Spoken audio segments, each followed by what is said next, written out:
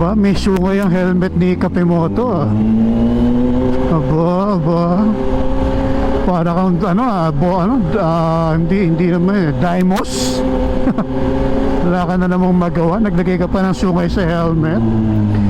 Ginagaya mo talaga yung idol, no? Idol kasi natin si Lucifer. Kaya kita nyo naman yung ating anino, may sungay yung ating helmet. So labas lang tayo. Yun o, ano mo oh. May sungay yung helmet ko, parang hindi bagay. Let's go.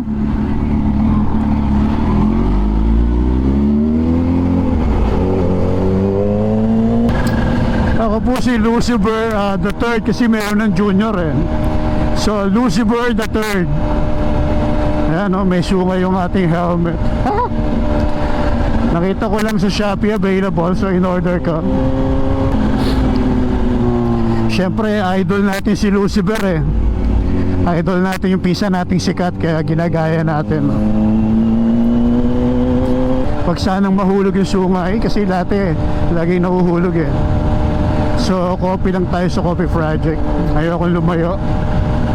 Dito lang tayo sa malapit. Dito lang tayo magkape sa malapit.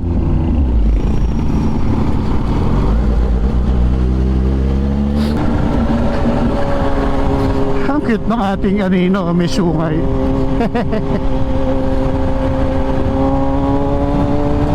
Idol talaga si Lucifer. Grabe.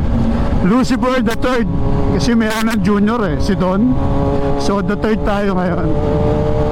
Lucifer the third. Shout out. Shout out sa mga tropa nating estudyante.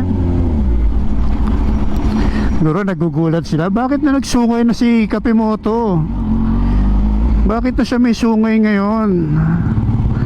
Siyempre ganyan po talaga pag may iniidolo ka. Iniidolo po natin si Lucifer. So copy lang tayo sa copy project. Bye bye everyone.